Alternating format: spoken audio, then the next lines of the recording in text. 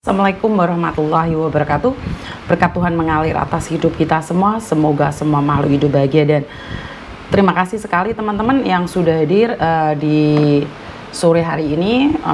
Lama tidak menyaksikan saya live, seperti janji saya bahwa saya akan live hari ini memberikan informasi tentang kejadian apa dan bagaimana apa yang saya lakukan, aktivitas saya kemarin. Jadi ada teman saya ini mengatakan bahwa Miss Yuni turun gunung.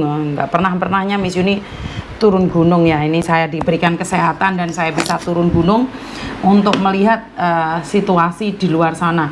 Jadi sangat menyedihkan sekali ya teman-teman. Jadi ternyata hidup ini bukan hanya ada saya, Anda, dan kita. Di luar sana itu terlalu banyak sekali orang-orang di sekitar kita yang kita tidak pernah pedulikan. Kita selalu menganggap bahwa diri kita itu sangat menderita, bahwa diri kita itu sangat kecewa. Padahal di luar sana ternyata banyak sekali orang yang lebih sengsara dibandingkan dengan kita. Banyak orang yang lebih menderita dibandingkan dengan kita.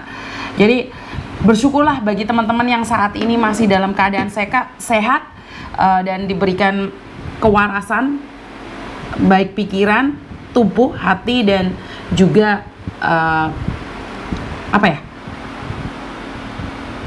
mental. Yang paling penting adalah mental ya untuk saat ini, karena kesehatan mental itu sangat dibutuhkan sekali dan sangat penting dalam hidup kita. Dan terima kasih sekali yang sudah hadir. Yang pertama kali hadir saat ini adalah Mbak Nurani Wulan, nomor 1, sapa aku. Bu Nuri nomor 2, terima kasih Bu Nuri selalu hadir. Ruang Rindu hadir dan menyimak, terima kasih sekali. Jadi sudah lama saya tidak menyapa kalian semua. Rasa kangen, rasa rindu, jempolnya mana ini sudah di tap-tap kesayangan. Ya Allah, kangen banget saya. Mbak Sriwati, selamat siang, berkat Tuhan mengalir buat kita semua, amin ya Allah ya Robbal Alamin. Terima kasih. Benar Mbak, saat kita selalu mengatakan bahwa berkat Tuhan mengalir atas hidup kita, atas kesehatan kita, atas keluarga kita, atas rezeki kita, itu kayak afirmasi ya. Jadi kita selalu berdoa untuk orang lain dan juga untuk diri kita sendiri. Dan Mbak Memini, terima kasih sekali juga sudah hadir ya. Jadi saya akan menyapa kalian selama 10 menit. Karena itu saya tidak membahas apa yang menjadi judul dulu ya. Saya akan membahas apa yang ingin saya sapa kalian dulu. Jadi terima kasih. Aku disopo to Miss, Mbak Mi wis tak sopo lo. Mbak Sulastri, Singapura menyapa Miss Swemen ndak live ya, karena ada kegiatan turun gunung, jadi saya tidak bisa live dan menyapa kalian semua. Jadi Mbak Patona Aldi, sore juga. Ruang Rindu bahas apa Miss? Bahas betapa sedihnya saat kita hidup di perantauan dan kita dikasih ujian, ya ini sakit. Siapa yang pernah mengalaminya? Siapa yang pernah tahu atau bahkan kalian pernah merasakan apa yang pernah saya rasakan? Berbagi cerita dong. Mbak Sulasri, Mbak Patona, terima kasih. Ruang Rindu. Mbak Nurani Wulan, aku kangen Miss, beberapa hari ini tak inceng, kangen lo lak ngoceh. Oh iya wes. Mbak Imas Rukmini, kangen Miss. Nah, Titin cantik, like yang keempat. Yo sing teko wis 20 tapi sing nge-like jek 4. Podo nendi kabeh wong iki. Apa kecepet-cepet kabeh, apa jek loro jari jemarine? Sudah pada nyoblos semuanya? Yang ada di luar negeri pastinya kalian sudah mendapatkan kertas suratnya, coblos yang dapil luar negeri, terus coblos dapil sama presiden ya. Jadi Miss Yuni, aku Mbak Ulfa, Miss Yuni, aku penggemar beratmu tapi jarang komen, cuman like dan dengerin suara terindahmu. Waduh, jadi GR saya nih. Akhirnya Miss Berat dari UK. Waduh, ini yang dari UK, terima kasih ya, yang dari United Kingdom. Miss Indah, sakit apa Miss? Mbak E itu. Oke, Freeman Tobat hadir Miss, sehat sehat yo. Mbak Sulasri, ya Miss, saya 2 kali operasi pas di Taiwan. Alhamdulillah bosnya baik, jangan ngenes. Mbak Yati hadir Miss. Coki Monster hadir juga, terima kasih sekali ya. Jadi saya itu sangat sedih sekali saat saya dengar sahabat rantau saya. Jadi sahabat rantau saya menderita di luar negeri dan ya mungkin ada orang yang peduli, tapi sebatas apa kepedulian itu. Saya sendiri punya keluarga di Hong Kong. Saat saya sakit itu sangat mengenes sekali ya. Jadi Mbak Deril, bagaimana kabarnya Deril? Selamat sore juga Deril. Terima kasih kehadirannya. Jadi saya akan ditemenin oleh Mbak Farah ya. Loh kok malah mati anu kuwi. HP ku ini. Jadi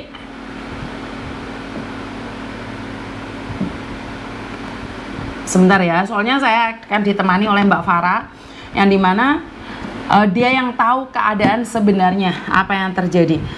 Pokoknya I love you Miss Yuni, selalu nungguin kontennya. Hadir Miss, Mbak In dari Kediri, Mbak Amel Amelia Jawa Barat hadir. Jadi sebenarnya konten saya beberapa hari ini saya ulangi. Kenapa sih ngulang-ngulangin video? Iya, karena kejadiannya tetap sama. Dan kalian miss saat saya tanya, bener nggak kalian menyaksikan ini? Enggak Mbak, saya nggak ngelihat waktu itu. Karena itu saya bilang sama admin saya, nggak apa-apa videonya diulang-ulang nggak apa-apa. Kenapa? Karena diulang-ulang itu biar mengingatkan kalian semua bahwa memang kenyataannya seperti itu. Kalian itu setiap hari sudah disuguhi makanan yang sama, tapi kenapa kalian masih kejeblos jurang yang sama? Ini yang ingin saya tanyakan ya. Daryl, kok nggak ada notif lagi Miss? Bontang nyimak, alhamdulillah baik Miss.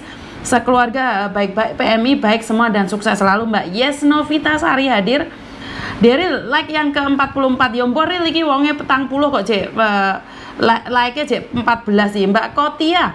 Waalaikumsalam. Gimana kabarnya? Semoga sehat selalu sekeluarga. Amin ya Allah ya Rabbal alamin. Jadi sedikit cerita saja, ini Mbak Farah ini adalah salah satu relawan yang benar-benar rela ya melakukan apapun demi sahabatnya. Jadi Mbak Farah ini melakukan sampai dia nggak tahu mau nangis sama siapa. Ini sudah diangkat nomor teleponnya. Halo. Mbak Farah.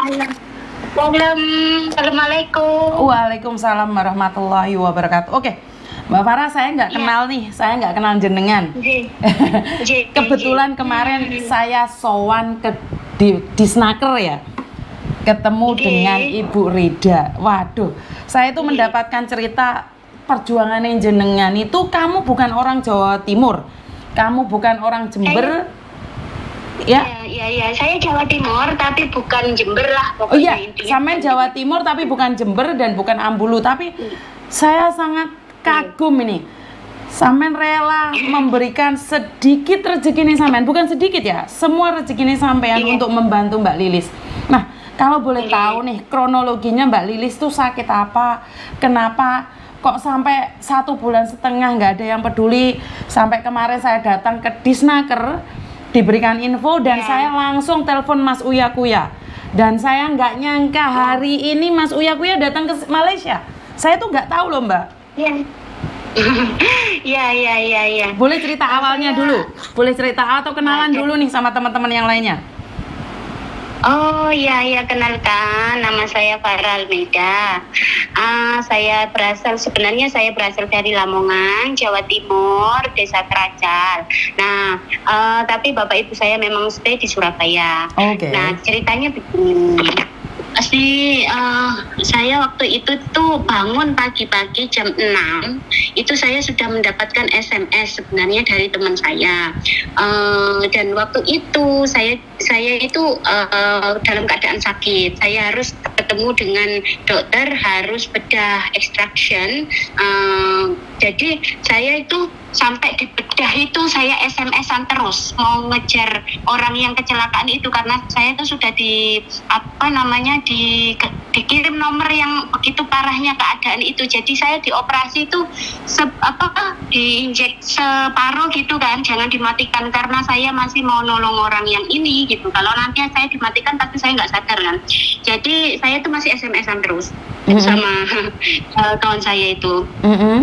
Lepas itu saya terus mengunjungi ke sana. Saya juga dalam keadaan operasi, jadi nggak boleh, harus 3 hari kemudian baru boleh aktivitas. Kemudian 3 hari kemudian saya datanglah ke hospital. Nah, di hospital situ dikeluarkanlah Lilis dari itu ruang operasi itu di ICU. Nah, pas keadaan ICU itu saya, loh apa ini beneran gitu Lilis. Tapi memang saya benar-benar nggak kenal dengan Mbak Lilis sebelumnya. Saya cuma kenal sekali dari teman saya. Dia katanya dia minta dicarikan kerja karena dia nganggur, nggak kerja, lari dari majikan. Itu saja, nggak kenal sebelumnya. Terus kok kecelakaan, pas kecelakaan itu nggak, kayaknya terlantar lah gitu ya di hospital itu. Karena apa? Minta pertanggungjawaban dari yang nabrak itu pun dia nggak ada respon sama sekali. Terus kemudian saya ke Balai Polis Station di Mutiara Damansara, area yang saya tinggal itu. Saya di situ melaporkan kejadian kecelakaan itu di terdekat dengan rumah saya itu di Police Station. Ternyata di situ saya harus disuruh ikut mereka apa yang mereka aturkan lah, apa yang mereka cakapkan saya harus mengikuti. Saya nggak boleh bikin statement sendiri, saya tidak boleh menuntut yang melanggar, yang menabrak, saya nggak boleh berbuat apa-apa. Kemudian saya terpikir loh, saya bilang, Puan, saya ingin membuat report bahwa telah terjadi kemalangan, kawan saya dilanggar dengan motorsikal yang bernomor plat bla bla bla bla, saya sebutkan begitu. Kemudian supaya yang melanggar itu bertanggung jawab, disuruh saya menukar statement. Tidak boleh buat statement macam itulah. Kenapa Puan? Saya tanyalah dengan polisnya cakap, iyalah kalau seandainya kawan kamu itu yang salah, macam mana? Loh, kan salah tidak salah itu kerja polis yang mensiasat, bukan kerja saya akan melapor Puan. Saya tanyalah dengan akhirnya nggak diambil poin itu, hanya borak kosong di surat selembaran itu hanya borak kosong yang berbunyi telah terjadi kemalangan jalan raya tanggal sekian hari sekian, itu saja. Kemudian dengan selembaran itu saya datang ke KBRI untuk melapor. Di situ KBRI bilang KBRI nggak bisa berbuat apa-apa untuk melangsirkan semua bayaran hospital. Aduh, makin ngedrop saya. Terus saya nangis dengan siapa ya? Nggak tahu saya mau bertangga dengan siapa. Saya melaporkan ke KBRI juga, responnya cuma begitu. Saya KBRI nggak akan bisa nolong untuk pembayaran apapun. Oke, terus saya mintalah, at least minta surat keringanan biaya lah, entah nanti kita minta derma atau apapun itulah untuk bayar hospital. Kemudian minta surat itu dari hospital, di reject terus. Kemudian saya mencari cara melapor ke Disnaker Jember untuk mengirim surat ke KBRI. Kemudian dari KBRI sudah diterima. Yang pertama, sebelum saya melapor ke Disnaker, saya sudah didampingi dari KBRI pendamping kami. Boleh sebut nama enggak? Nggak usah sebut nama. Terus saya didampingi oleh kedutaan, tapi low banget responnya, sangat low respon. Terus kemudian yang kedua, saya ditelepon malam-malam sekitar 10:30. Itu katanya menerima surat dari Disnaker. Rasanya saya bagaikan disiram air hujan di tengah kemarau panjang. At least ada lah kebijakan. Itu sudah sebulanan itu. Kemudian pas setelah itu nggak ada pergerakan apapun, nggak ada apapun. Saya mencari keadilan lagi. Saya mencoba melaporkan ke Balai Polis yang berdekatan di Putrajaya sana. Katanya orangnya sendiri yang suruh lapor. Lah orangnya sendiri kan terbaring sakit lah.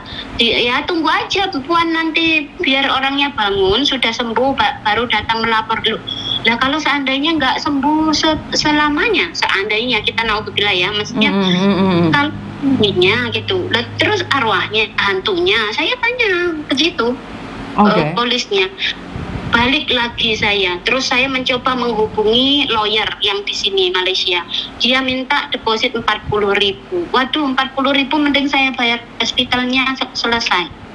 Kemudian saya nangis lagi ke Bu Rida Disnaker, Bu, gimana Bu, kok begini jawabannya. Akhirnya besoknya itu saya mendapatkan undangan dari dokter. Saya nggak tahu yang lilis itu akan dikeluarkan secara paksa ya. Saya tuh masih dengan harapan lilis ini akan ada apa gitu kan, maksudnya suruh ada treatment apa, nggak tahu kan. Saya pergilah itu nelangsa, ya Allah nelangsa nih di situ kami. Ya tak nak hari ini saya keluarkan, terus aku mau letak di mana? Saya telepon pendamping kami di KBRI. Kata KBRI, loh, silakan diskusikan ini dengan keluarganya. Ini bukan ranah kami, karena KBRI bukan tempat orang sakit ya. tolong diskusikan sama teman-teman terdekatnya aja ngono. Itu hospital KBRI nggak akan bisa bayar itu, nggak akan membayar, memang bukan tanggung jawab KBRI. Oke. Terus ya Allah, yang nggak tahu kemana, saya nangis tuh sama Bu Rida. Terus habis itu ya, kami mencari solusi sambil nangis-nangis. Itu ada satu dokter itu rekomen tempat penjagaan yang ini gitu kan. Tapi di situ kami ditahan, disuruh bayar 10.000 setara 30 juta rumah sakit dulu lah, maksudnya sebelum keluar. Ya kan nggak punya uang. Akhirnya saya nangis, mohon-mohon saya keluarkanlah uang simpanan saya pribadi itu 3 juta. Akhirnya bolehlah 3 juta. Nggak di situ menderitanya. Terus mau dibawa ke tempat yang baru ini harus ada 6.000 ringgit setara 18 juta. Terus akhirnya saya bayarkan, saya nangis dengan Bu Rida tuh, ya Allah Bu, saya pakai uang simpanan sendiri ngutang itu, sampai sekarang ngutang. Akhirnya ya wis, akhirnya saya ngutang teman-teman di tempat kerja itu 1.000 gitu, sampai terkumpul 6.000, aku bawa ke bayarkan ke tempat yang baru, lega sedikit. Besoknya lagi mau diusir lagi Mbak Yuni. Besoknya lagi karena SPLP-nya tanggal 9 matilah saya, sudah bayar 6.000 masih diusir lagi. Akhirnya saya malam itu udah nggak bisa nahan, saya gembor-gembor nangis yang sejadi-jadinya. At least wis tak lampiasan oleh Bu Rida aja gitu. Ya wis, terakhir tuh nangis saya ke Bu Rida. Akhirnya Bu Rida besok pagi besok siangnya itu telepon saya, katanya ada Miss Yuni sama tim Uya Kuya gitu yang mau menghubungi. Itu bagaikan disiram es juga. At least adalah orang yang menguatkan bahu saya gitu. Oke. Jadi sudah itu sampai sekarang. Saya jadi saya kemarin itu secara tidak sengaja, karena kemarin itu ada acara di RRI Jember, kita membahas tentang ilegal dan legal. Kebetulan kemarin di Jember ada yang meninggal dunia kan, dibunuh. Ya. Ingat ya. Jadi kebetulan kan jenazahnya baru dikirimkan pada hari Minggu, dan hari Seninnya kita mengadakan podcast sama RRI Jember membahas tentang pekerja migran legal dan ilegal. Nah, setelah selesai podcast tersebut, kita juga menyinggung tentang kasus Rusia yang ilegal juga, dan akhirnya kita punya data, kita datang ke Polres Jember menanyakan data yang legal, tentang data yang di Rusia. Setelah saya nyampe di sana, akhirnya karena di Jember kasatnya itu baru, akhirnya saya telepon Polda. Ternyata Polda sudah dipindah ke Mabes. Akhirnya Pak Adi sama Ibda Wiwit menghubungi saya, termasuk Pak Jenderal Dayan. Setelah itu saya baru bisa ketemu kasat dan membahas tentang Rusia. Setelah selesai membahas Rusia, kita sowan ke Disnaker. Iya, jadi itu nggak ada rencana saya, Mbak. Saya benar-benar nggak ada rencana. Setelah saya ketemu sama Bu Rida di Disnaker tersebut, akhirnya Bu Rida itu tiba-tiba nyeletuk cerita, ini Miss, saya punya kasus seperti ini. Waduh, kok bisa? Ini si Farah ini pakai uang pribadi Miss, padahal bukan saudara, bukan apa ya, ini dia mengeluarkan uang pribadi. Saya bilang, waduh, kok masih ada orang baik yang mau membantu tanpa minta imbalan. Ini saya kagum ya. Saya tidak sehebat kamu ya, Mbak Farah ya. Saya ternyata hati saya masih tidak seluas kamu. Makanya saya kaget waktu itu Bu Rida bercerita. Bu Rida ini adalah Disnaker ya, teman-teman, Disnaker dari Jember ya.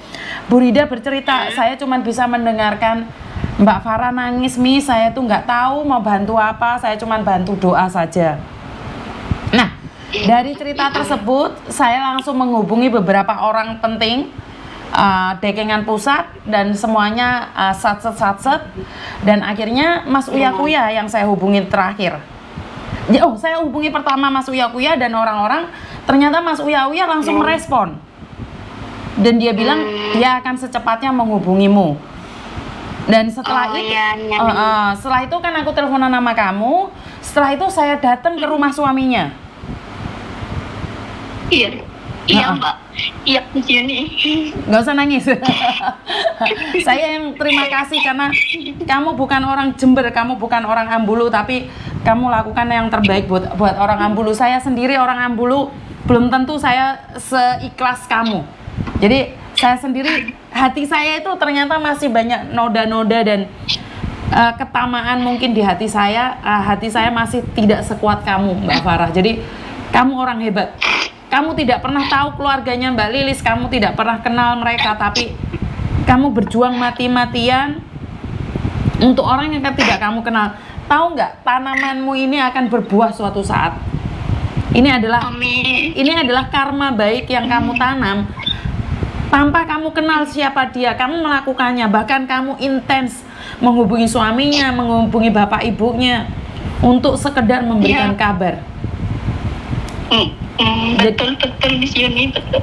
Ya. Dengan keadaan yang miris, saya teringat sendiri kalau seandainya kejadian itu tertimpa kepada saya, siapa yang memperjuangkan saya di negara orang?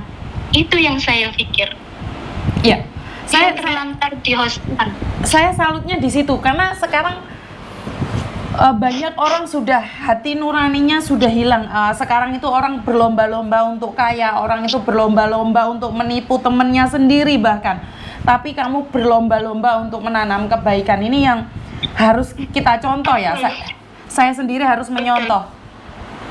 Betul, soalnya kemarin itu ada temanku di sini itu ngomong gini, sudahlah Farah, sudah, tinggalkan saja, toh itu bukan tanggung jawab kamu, tinggalkan saja, gak usah ngurusi, resikonya gede, nanti kamu kalau dia mati di sini, nanti kamu yang disiasat.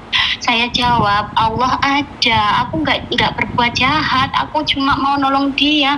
Wes, nanti kalau dia mati, nanti kamu banyak disiasat sama polis, nanti kamu kes bunuh, nggak usah diurusi, itu banyak dan bukan 1, 2 orang atau 3 orang. Wes tega no Mbak Farah, tega no wes, colno lepas no, kok aku ben hospital pandai-pandai lah dia uruskan. Kalau dia mati pandailah dia uruskan jenazahnya. Sudah, tinggalkan saja.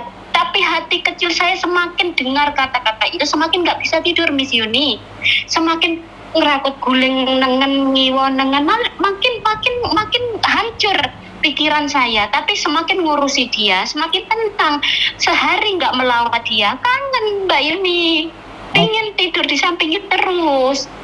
Iya, karena kamu membayangkan itu seandainya kamu dan tidak ada siapapun. Iya.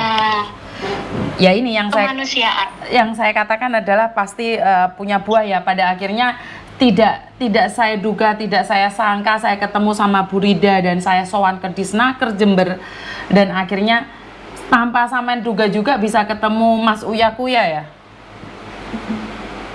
Ya betul ya Allah, jenengan orang baik juga lah begini, jenengan pertemukan juga kami dengan Mas Uya. Ya Allah, saya tidak bisa berkata apapun, cuma terima kasih yang banyak-banyak, jazakumullahu khairan katsiran. Semoga Allah membalas jasa baik semuanya orang-orang baik yang mau menolong Mbak Lilis ini. Saat Mas Uya Kuya datang itu kaget nggak sampean?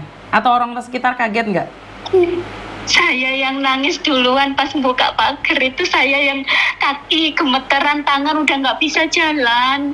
Ini beneran. Terus sampai semalam, sampai subuh itu saya banyakin sholat malam karena saya nggak bisa tidur. Kayak bayangkan besok pagi ketemu Mas Uya gitu. Karena pas malam itu saya di SMS ibu siapa itu entah dari kedutaan, katanya diinformasikan kemungkinan besar Mas Uya akan datang. Saya nggak SMS jenengan karena mungkin scammer gitu, nanti aku terus keluar, nanti kalau nggak datang kan izin saya.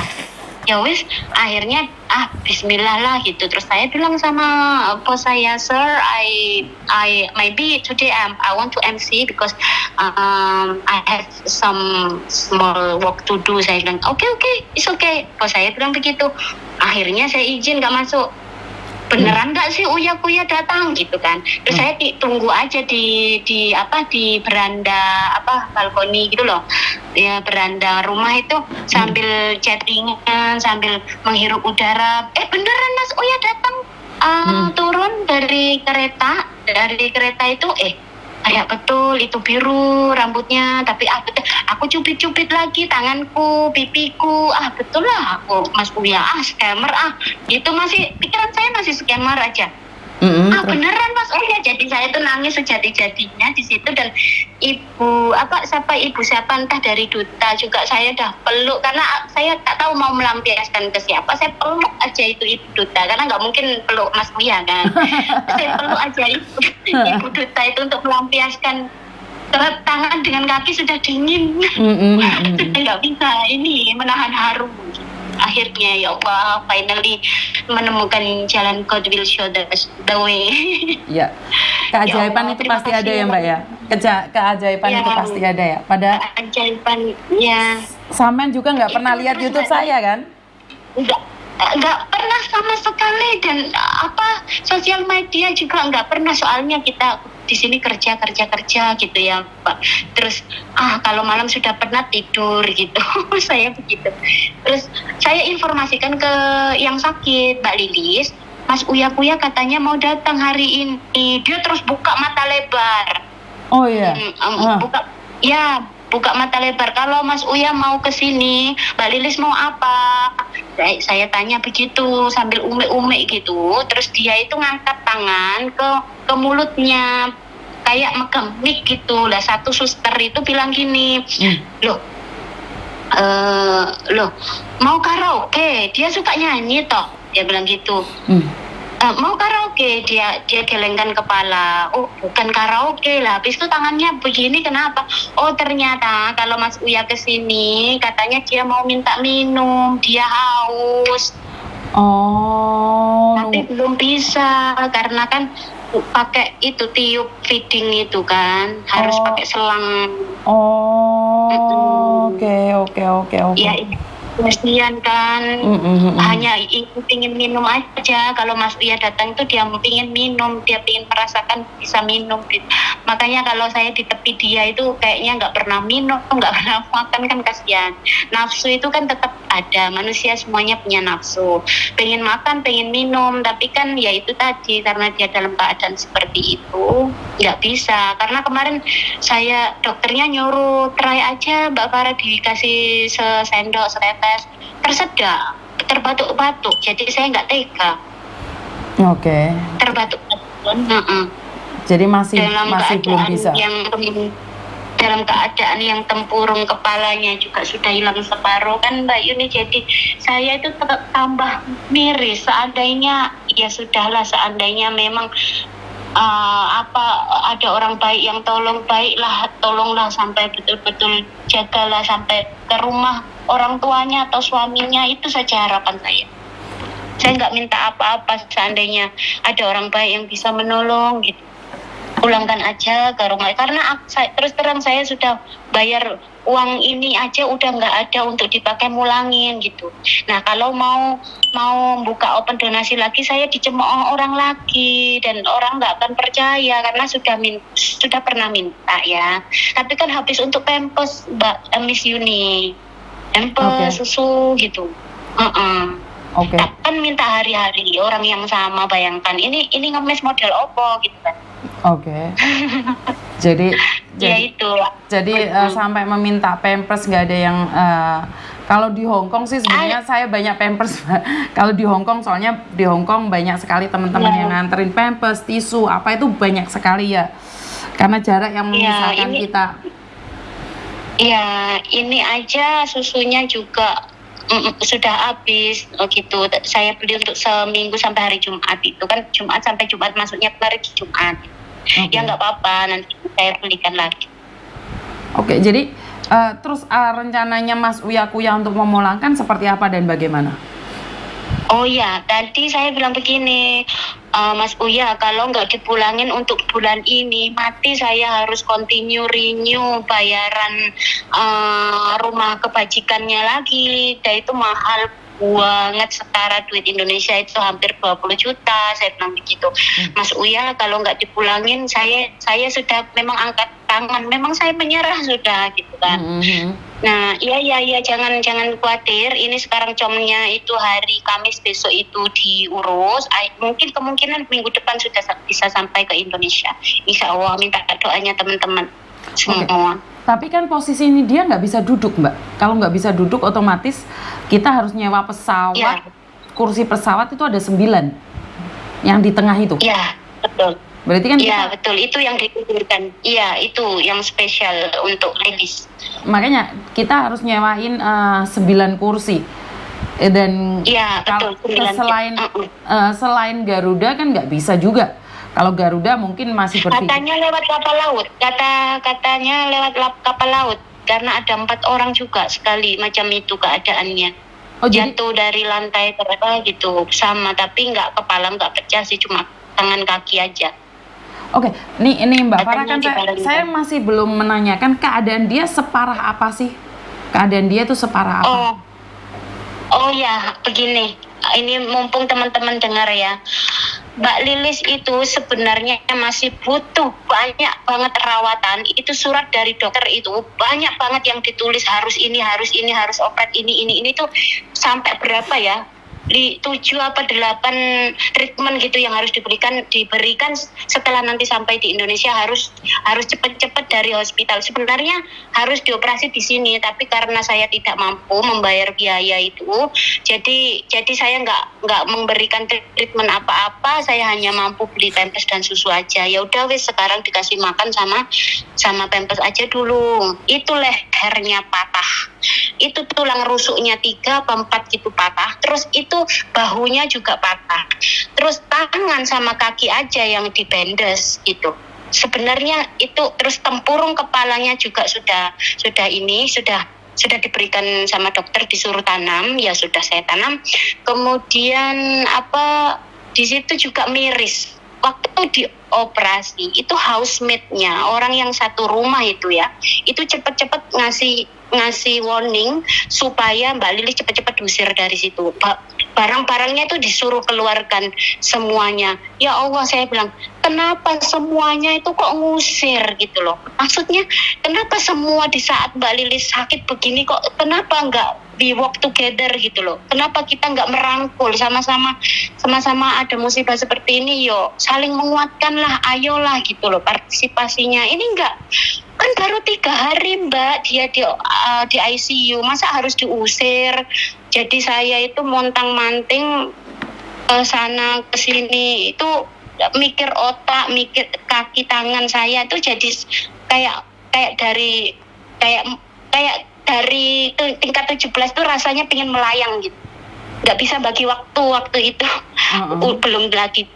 Belum lagi disuruh ini sama dokternya, belum lagi disuruh mengambil barang-barangnya yang diusir sama tuan rumahnya itu. Langsung Mbak Yuni waktu itu, ya Allah, posisikan, bayangkan aja jenengan di waktu itu. Iya kan? Makanya saya sangat kaget sekali. Nah, ini adalah sebenarnya yang saya ingin ambil dan saya petik adalah Mbak Lilis ilegal. Ya, itu yang susah. Pengalaman orang yang kosong-kosong nih, ya Allah, kalau boleh ya ikut prosedur lah. Kalau mau kerja di negara orang gitu ya, untuk diambil hikmahnya aja dari pelajaran Mbak Lilis. Karena apa? Saya mau menuntut juga nggak bisa karena posisi salah dari sisi undang-undang, ilegal ya kan. Tapi kalau dari segi kemanusiaan ya harusnya ya masih ditolong lah gitu. Oke. Jadi tapi kalau untuk teman-teman ya janganlah kalau ilegal. Kalau bisa ya jangan. Di negara orang janganlah ilegal. Karena apes tidak ada dalam kalender, apes tidak ada dalam perencanaan. Malang tidak berbau. Betul. Karena itulah saya selalu berpesan pada teman-teman yang saat ini ada di luar yang kosongan, berhati-hatilah. Ya, hati-hati aja belum tentu. Saya cuman wanti-wanti berhati-hatilah. Dan ya kalau bisa, kalau sudah cukup uangnya pulang saja. Kalau sudah keadaan tidak nyaman atau apa, sebaiknya pulang itu aja. Jangan sampai pulang menjadi beban buat keluarga. Benar nggak Mbak Farah? Ya, betul sekali. Oke. Betul sekali. Iya, kalau misal kata misal kata kalau di sini ada simpanan apapun itu ya, kalau ada rekalibrasi bikin permit ya wis daftarkan aja, ikut prosedur gitu kan, yang betul. yang legal sewajarnya kalau mau memang kerja di sini. Oke. Kalau masih mau bekerja. Jika tidak ingin pulanglah, bener nggak? Jadi simpan uangmu dengan baik. Betul. Ya. Jadi betul. jangan Betul, sampai merepotkan orang lain dan juga Amin. merepotkan diri sendiri. Jangan mengambil resiko. Betul.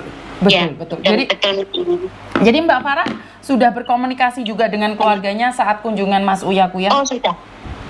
Oke. Oh sudah. Tapi waktu saya mau video call dengan keluarganya di sana, kok pas nggak diangkat sama sekali. Terus beliau SMS kemudian pas Mas Uya udah mau pulang, katanya yang suaminya lagi ngaret atau apa gitu ya. Terus yang adiknya itu pas keluar ngambil anaknya sekolah, jadi nggak ada yang menyaksikan video call. Nggak apa-apa, tapi saya sudah mengirim videonya. Oke, soalnya tadi Mas Uya telepon saya saat tadi di bandara dan mengatakan kemungkinan besar tolong infokan sama keluarganya, saya akan datang ke keluarganya karena Mas Uya ingin melakukan video call dengan keluarganya. Betul. Oke. Karena tadi Mas Uya bilang gini, oh saya malah belum konfirmasi ke keluarganya, katanya gitu. Iya, makanya saya akan datang langsung ke keluarganya. Kemarin saya datang ke suaminya, besok kemungkinan besar saya akan datang ke ibunya. Jadi saya ingin berkomunikasi dengan keluarganya. Gimana? Semalam udah ditunggu katanya Miss Yuni kok belum datang loh. Tadi dia SMS saya katanya di rumah suaminya, saya bilang begitu. Mungkin ya kemungkinan sebentar lagi ditunggu sampai ke maghrib ke Isya. Oh berarti yang nggak datang mungkin ya ke rumah suaminya aja, saya bilang gitu. Tapi memang sudah ditunggu sama bapak ibunya. Sebab saya sudah menginformasikan.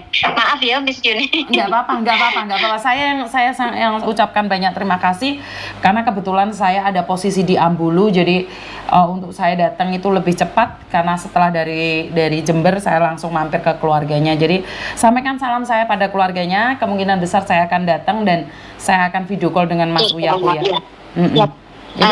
Terima kasih ya Mbak Farah ya, semoga Tuhan memberkatimu, menggantikanmu dengan kesehatan dan memberikan kekuatan padamu dan keluargamu. Terima kasih. Amin. Baik. Terima kasih Mbak Farah. Buat jenengan juga. Iya, sami-sami. Assalamualaikum. Sukses selalu. Siap. Oke, jadi mungkin kalian semua kaget ada apa dan siapa ini. Saya ceritakan sedikit. Jadi kemarin itu saya diundang oleh RRI Jember dan saya kebetulan menyinggung tentang ilegal dan legal yang ada di Jember. Jadi saat ini kalau kemarin saya fokus ada di Hong Kong saja, saat ini saya fokus ada di daerah Jember.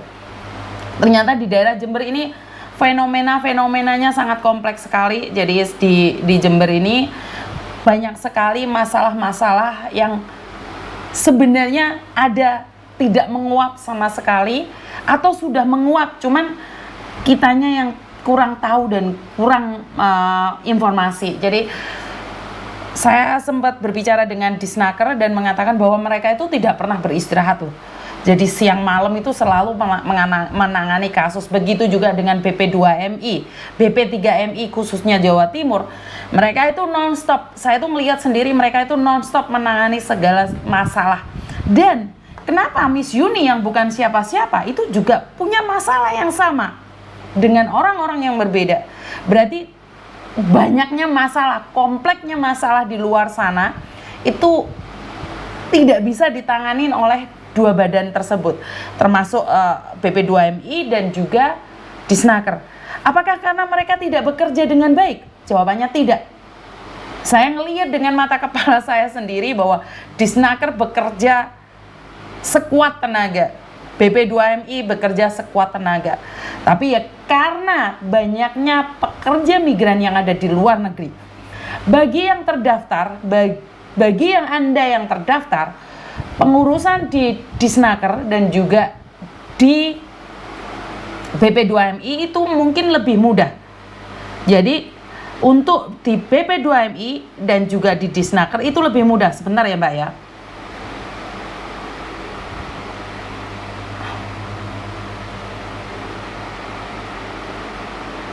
Itu lebih mudah karena kalian semuanya terdaftar.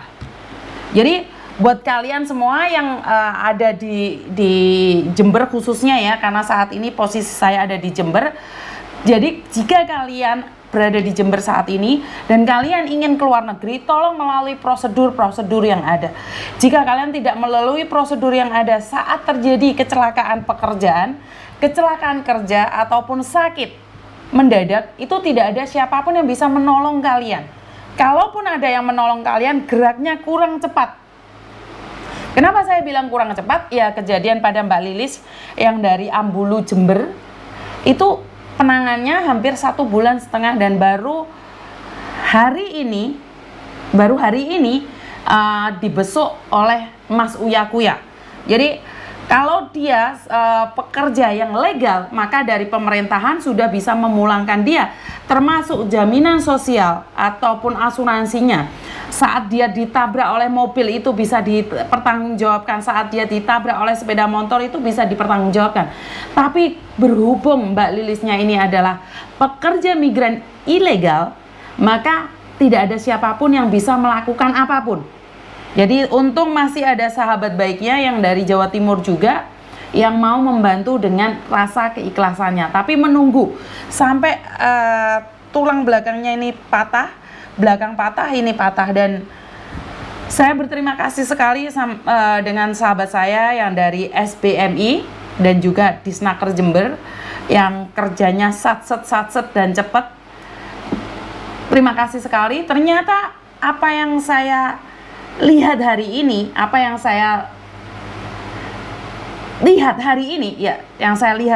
adalah permasalahannya itu sangat kompleks sekali ya Mbak ya. Selama ini saya fokus di Hong Kong, saya ngelihatnya tuh sampai budrek karena HP saya tuh banyak sekali SMS masuk, keluh kesah yang orang menganggapnya remeh temeh ya. Kayak ditinggal pacar, kayak ditipu atau apapun. Sebenarnya itu juga masalah kecil yang akan menjadi besar. Karena itu saya mencoba memadamkan api yang kecil agar tidak menyulut kemana-mana. Tapi setelah saya pulang turun gunung ke Jember, sekali lagi saat saya turun ke Jember, saya jadi pusing ya. Saya jadi, ya Tuhan, ternyata permasalahannya itu lebih banyak lagi dan lebih banyak lagi dan lebih banyak lagi. Contohnya kemarin saat salah satu saudara kita, bahkan tetangga saya sendiri yang dari Jenggawa itu meninggal dunia di usia 19 tahun. Ini kenapa saya angkat dan saya angkat lagi. Ini adalah contoh. Ini juga pekerja ilegal. Jadi meninggal dunia karena kasus pembunuhan. Seperti apa dan bagaimana detailnya itu mungkin kalian bisa lihat di channel-channel lain, karena saya tidak membahas bagaimana dia dibunuh. Saya cuma ingin membahas tentang bagaimana dia sampai di Malaysia. Ini atas rekomen siapa? Atas keinginan sendiri atau karena diiming-imingi pekerjaan yang mudah tanpa proses dan dapat uang banyak? Karena prosesnya secara ilegal. Jadi prosesnya secara ilegal, terbang ke Malaysia tidak memiliki visa. Bekerja di sana selama 11 bulan atau 8 bulan. Karena informasi simpang siur ada dua 11 bulan atau 8 bulan. Dan si mbaknya ini baru bisa kirim uang ke keluarganya ngeramik rumah. Dan pada tanggal 29 Januari kemarin meninggal dunia. Dan baru datang lagi ke Indonesia pada tanggal 4 Februari. Jadi tanggal